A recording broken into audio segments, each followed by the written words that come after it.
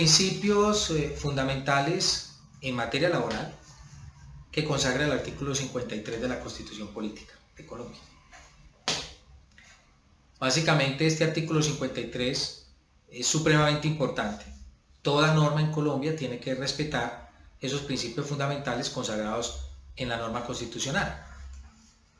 Nosotros encontramos en esa norma varios principios. Hoy destacaremos dos. Uno, el principio que refiere a la igualdad de oportunidad para con los trabajadores. La igualdad de oportunidades para con los trabajadores. Cuando yo hablo de igualdad, hablo de no discriminación. Y de no discriminación para que estos trabajadores puedan acceder a un cargo público o a un cargo privado, en una empresa privada como tal. Suele suceder que en Colombia se limita mucho el ingreso de una persona a un trabajo, a un puesto, en razón de la edad. Es fácil encontrar en las bolsas de empleo cómo las empresas limitan el ingreso de su personal o de los posibles candidatos por razones de edad. En ese orden de ideas se estaría vulnerando lo consagrado en la Ley 931 del 2004, que habla de la no discriminación por razón de edad. Es más, si la persona que se está viendo afectada en ese orden de ideas, pues simplemente lo que hace es quejarse ante el inspector de trabajo.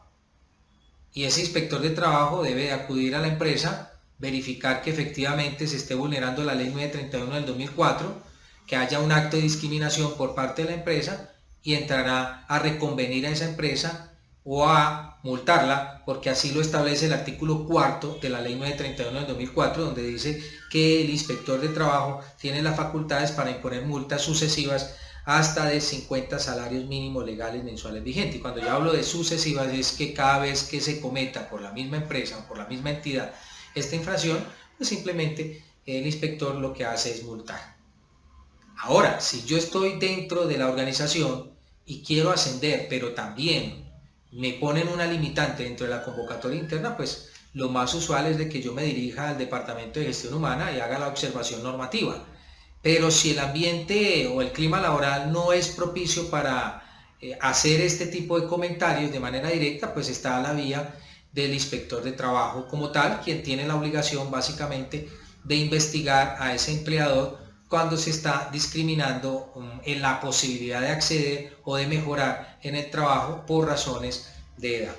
Ese es el primer punto que es importante destacar dentro de la normatividad. Hay otra normatividad que es bien interesante, y es la Ley 982 del 2005, que hace referencia a esa Ley 982 del 2005, básicamente refiere a la no discriminación del sordo y el sordociego, es decir, que también ellos tienen la posibilidad de ser vinculados a una empresa y pueden perfectamente proponer su hoja de vida o presentar su hoja de vida para el cargo y no pueden ser discriminados por tal motivo, salvo que la condición digamos del hecho de no escuchar, del hecho de no ver, sea una situación particular que no le permita acceder a ese puesto.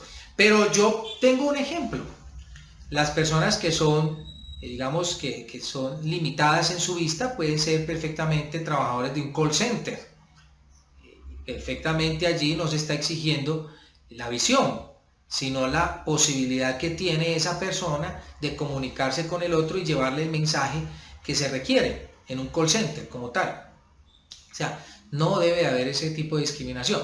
Pero básicamente para nosotros los abogados lo más importante de esta norma tiene que ver con lo dispuesto en el artículo 30 de la Ley 982 del 2005, que dice que si la persona es despedida o se le ha terminado su contrato de trabajo, ¿sí?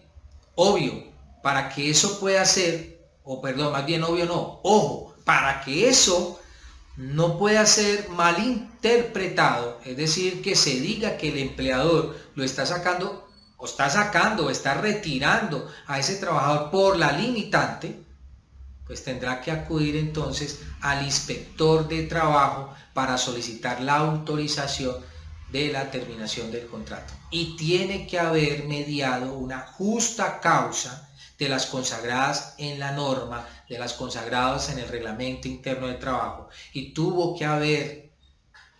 que haber dado un debido proceso, un proceso de carácter disciplinario. Ahora, uno podría decir, pero si no ha dado motivos, ¿sí? Pues una de las razones que puede existir es la reestructuración de puestos de trabajo, es decir, no hay ese puesto que ocupaba la persona y no hay dónde reubicarlo, pues sería una de las situaciones que podría esgrimir ese empleador ante el inspector de trabajo para que ese inspector de trabajo, previa verificación, pues dé la autorización respectiva para el retiro.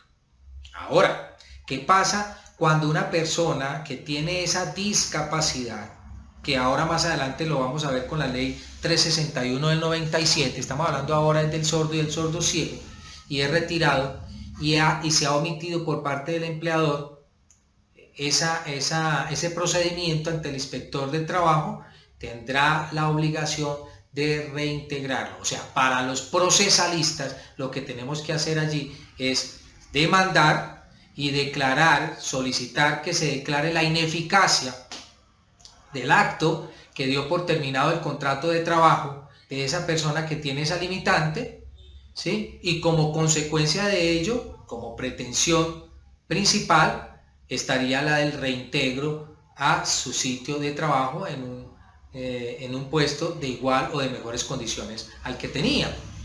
Pero no solamente está ahí, la misma ley 982 del 2005 sigue alimentando qué es lo que le puede suceder al empleador que omite ese procedimiento. Y es que tiene la obligación de pagar 180 días de salario como indemnización, es decir, la sanción que le aplica la norma es, no solamente tiene que ver con la ineficacia, el reintegro, sino también tiene que ver con el pago de 180 días de salario. Además, que si se declara la ineficacia del acto que dio por terminado el contrato de trabajo, es como si la persona no hubiera salido de la compañía. Entonces, como por obvias razones, si salió no se le paga, pues en ese orden de ideas, al haber una condena judicial, pues el empleador estará obligado a pagar todos los salarios y prestaciones sociales a que tiene derecho el trabajador desde el momento del retiro hasta el momento del reintegro. Asimismo, podría el abogado que está demandando solicitar que se le cancele al fondo de pensiones todo lo que tiene que ver con la cotización en pensión, por aquello de que, hombre, si usted se retira, ahí hay una situación particular y es que se deja de cotizar semanas que son importantes para más adelante sumar a lo que tiene que ver con los requisitos si yo estoy en el régimen de prima media con prestación definida, en lo que tiene que ver con edad y semanas cotizadas. O si estoy en el RAIS, en el régimen de ahorro individual con solidaridad, lo que tiene que ver con capital, básicamente.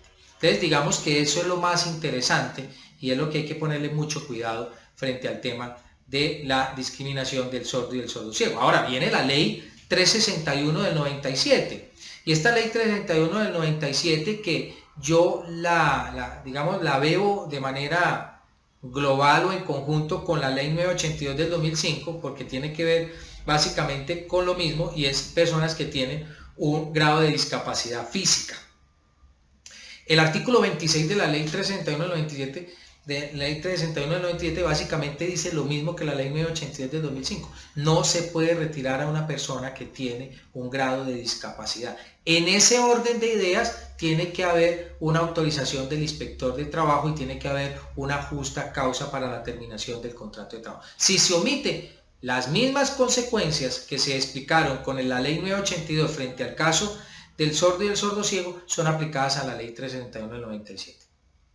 Ahora, yo quiero señalar que la Corte Constitucional en varias sentencias de tutela ha manifestado que a pesar de que la ley 361 del 97 hace referencia a los grados de discapacidad, básicamente en lo que tiene que ver con leve, moderada, severa y profunda, el hecho de que una persona se encuentre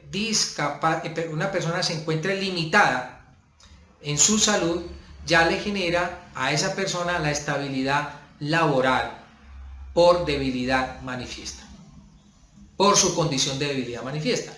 Eso implicaría que el empleador, cuando tenga un trabajador que tenga un grado de dificultad en su salud, pues es mejor acudir ante el inspector de trabajo que evitarse una demanda laboral, o en este caso no tanto lo laboral que ahora lo voy a señalar, lo voy a explicar, sino más bien una acción de tutela.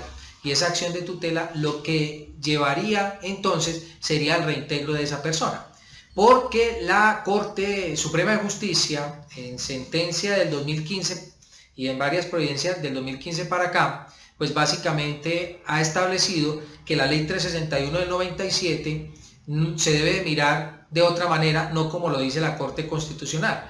O sea, la Corte Suprema de Justicia tiene un concepto que dice que para poderse acudir o para poder acudir ante el inspector de trabajo, la persona tiene que tener una limitante física en el grado de severa o profunda. Es decir, que la pérdida de la capacidad, o más bien la limitación física de ese trabajador supera el 25%. Si supera el 25%, obligatoriamente, dice la Corte Suprema de Justicia, se tendrá que acudir al inspector de trabajo. Si no lo supera, se podrá dar por terminado el contrato de trabajo. Sin embargo, esa providencia, que es la providencia Sala Laboral 14134 del 2015, radicación 53083 del 14 de octubre del 2015, cuyo magistrado ponente fue el doctor Rigoberto Echeverri Bueno, señala que si bien es cierto la discapacidad o la limitante está por debajo del 25%,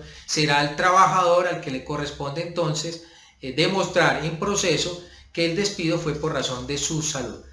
¿Eso qué implica, digamos, a la interpretación que yo le doy, a esto? Y en aras de manejar una buena asesoría empresarial, es que sea el porcentaje de limitación, se acuda ante el inspector de trabajo. Y el inspector de trabajo lo que tiene que hacer es mirar si la justa causa está dada, estará en la obligación de escuchar al trabajador y obviamente con base en ese material probatorio, pues dar la autorización respectiva. El empleador quedaría totalmente tranquilo con la autorización. Situación diferente donde se despida o se le dé por terminado el contrato de trabajo a esta persona sin que me dé una autorización del inspector.